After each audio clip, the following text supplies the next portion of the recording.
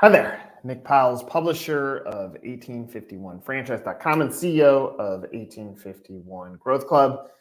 Thank you so much for joining us on this quick hit webinar on how to buy your first franchise. Hopefully, if you're watching this, you are considering buying a franchise, just don't know where necessarily to begin. So today we're going to go through some of those insights that will hopefully give you some of the tools. And if you are someone who has not yet figured out their pathway forward, you can also fill out your form at Growth Club, and we'd be happy to help you. I'm going to start there just so that I can create some framework on the journey that you're going to take as a franchise buyer. There's really two options in today's world.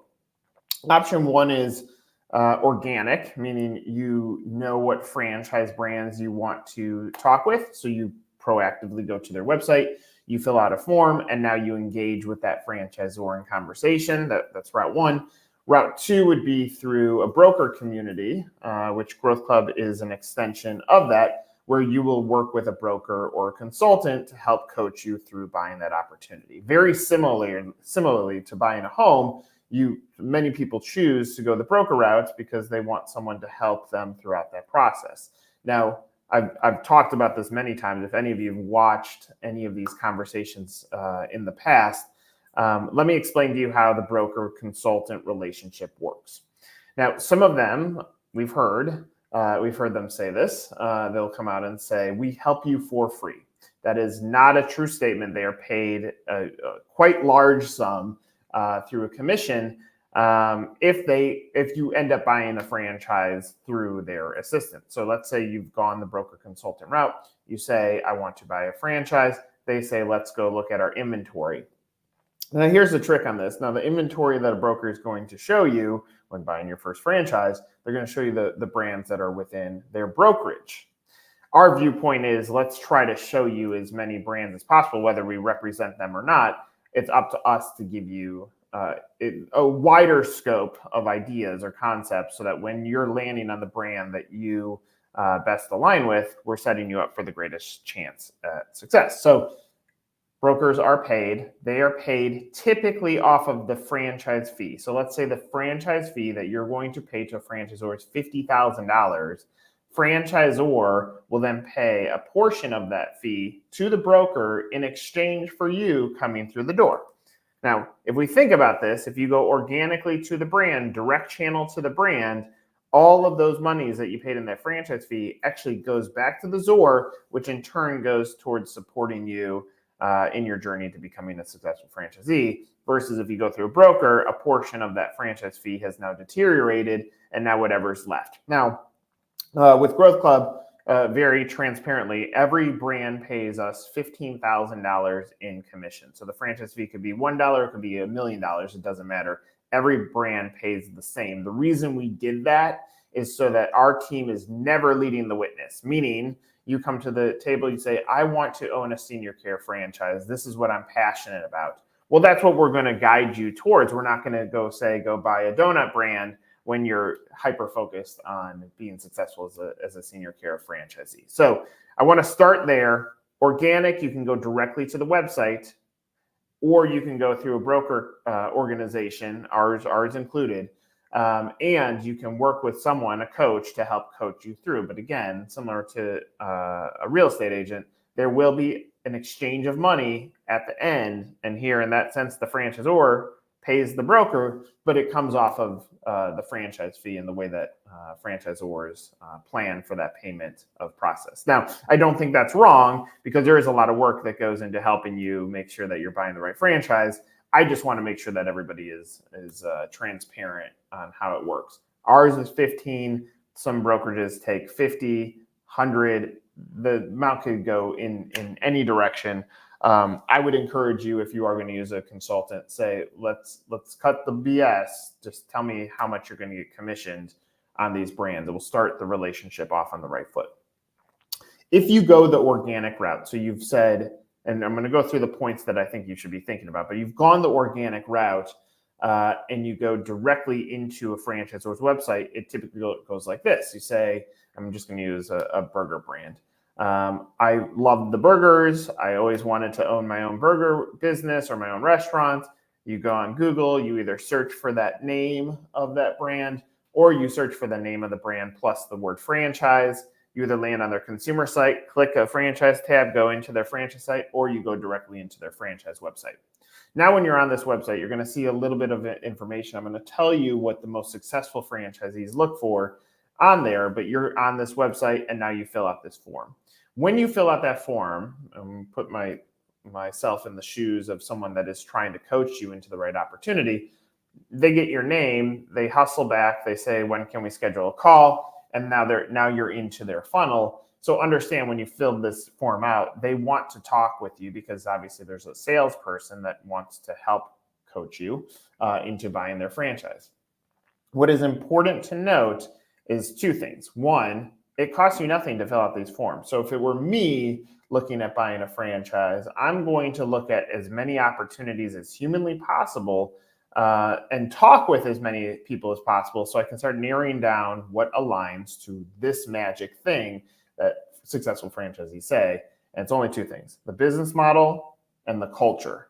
So culturally, what you're looking for as a first-time buyer is, do you believe this franchisor is going to do their best to make you successful?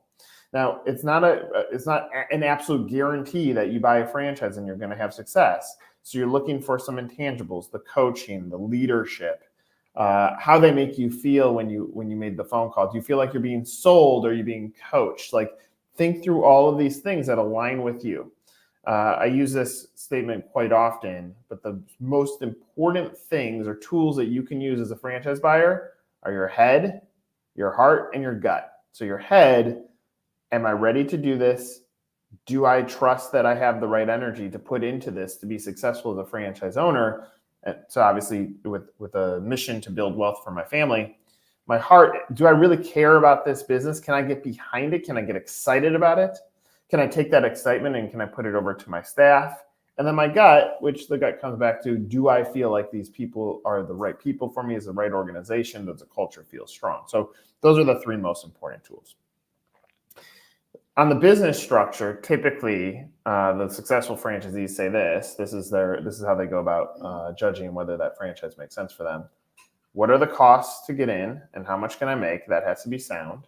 What's the vision of the leadership? What's the point of differentiation in the product? Meaning, now that you've bought into this franchise, are you going to be able to market that business in a very crowded marketplace? What does validation look like? I've said this story many times on my podcast, but I went through the process of looking at buying a franchise with a friend of mine. And when it got time to do our due diligence on that business, we said, one key question: would you do this again? And there was hesitation from all the franchisees that we spoke with. Therefore, that made it very clear that we were not going to move forward in that direction, because hesitation or turbulence in their reaction, wobbling, made us say that's not the right fit for us. And then territory availability: I want to be able to open up in the market that I want to open up in. Like, if I'm ingrained in the community, why would I not want to have that unit there? So you've gone through either organic or through a broker. Step two is you looked at the culture, and you're getting a sense of the culture from a distance because you're not engaged with them yet. And you're looking at the business opportunity. Now comes to some of the things that I think are important to deep dive about you. And it comes back to the head, the heart, and the gut. What are you passionate about? Because you have to be able to find some joy in what you're doing here. Joy and excitement will turn into money. And you will be more willing to hustle if you have that passion. So what are you passionate about? I would write this down on a sheet of paper. Then I think about, what is the financial outcome that you want? Not how much money you currently have. What is the financial outcome that you want? And as simple of a question as this is, I like to ask the question, what is the end goal financially? Do you want to have $1 million? Do you want to have $10 million? Do you want to have $1 billion? What is your dream? Let's say for argument's sake, your dream is to have $1 billion. And you say, I'm going to open up a pool service business. I would say the odds of you becoming a billionaire as a pool service franchisee is as close to slim to none as possible. So maybe that's not the right business for you. The only way to become a billionaire is if you go buy a scaling brand and buy existing units and start building up this ginormous portfolio. So it might not align perfectly with what your outcome is. But knowing what this outcome is that you're trying to get to, now when you're looking at what investments align to that, you can start building structure around it. My viewpoint is, what I would like as Nick Powell's is, I would like it to take no more than 3 years to return my complete investment in that franchise. So let's say the franchise is $100,000. I'll make it easier math. So the franchise is $120,000 to get in. I need to be able to kick off $40,000 in profitability every year to pay off that investment. And obviously the bigger the investment, the larger that number scales. And so that's part of my trick, because what I want is, I want a first unit after 3 years, now it's kicking off a little bit of cash. Let's say that kicks off $40,000 a year. Now unit 2, because I got unit 2 going in year 2, now that's kicking off $40,000 a year. So now I'm kicking off 80 and at that point. And then unit 3, now I'm kicking off 120, 10 grand a month is coming off of my businesses, and I've scaled it so that I've paid off all my investments, and I'm getting a return on it, a natural return on it, and I've built scale. So it's important to understand not just how much you can afford, but how much you want to make, because having that number will equip you with the right tools to now look at what are the opportunities. So now when you're building out this chart, you're saying, what am I passionate about? You're saying, this is my financial goal for my family. And it could be short-term and long-term, but short-term, this is what I want to do. And typically, majority of franchisees, especially in the service business world, get in and say, how can I replace my income first? And then how can I build wealth on top of that? So let's say you make $100,000 a year. You're going to look at a business that can kick that off, and how fast will it take you to get there so that you're not feeling the pain. And then you want to scale it. So now you're figuring out the financial model. Now comes the last piece, which is your scaling mindset.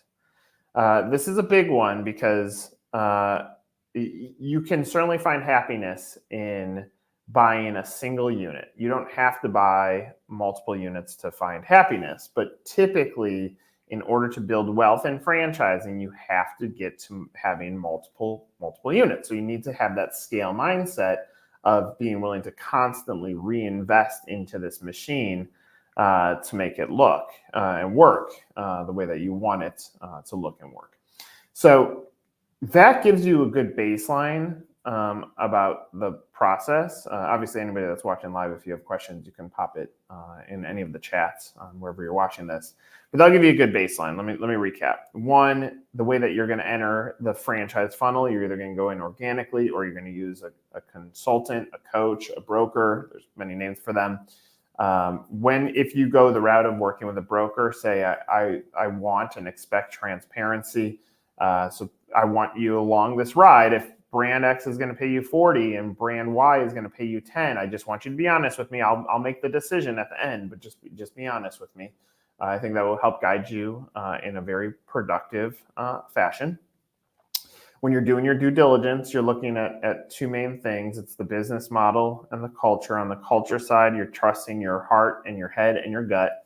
And on the business side, you're doing much of the same. The business side has to line back to what you're looking at financially to produce for your family. And all of us get into this business for our families.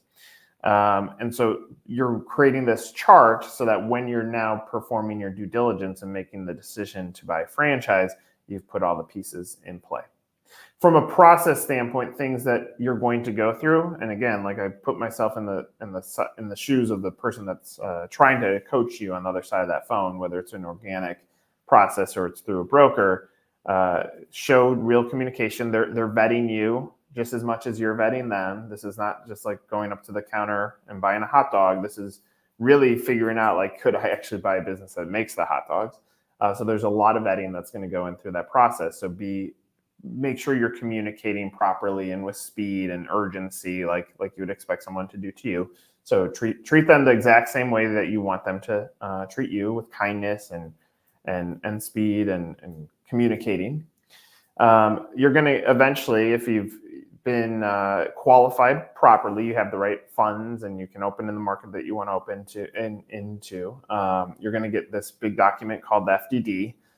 It is a giant operating document that basically tells you the structure of the business opportunity. Many franchise buyers end up hiring an attorney at some point, a franchise-specific attorney, to look at this document alongside them, understand that there's really not much you can change in there. It's more so for visibility. So I've been reading these now for almost 20 years. So it's not hard for me to see what I like and don't like in these things. But sometimes having some of that coaching will help you through it.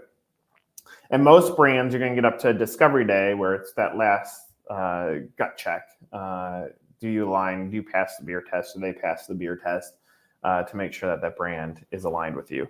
I think franchising is a beautiful thing.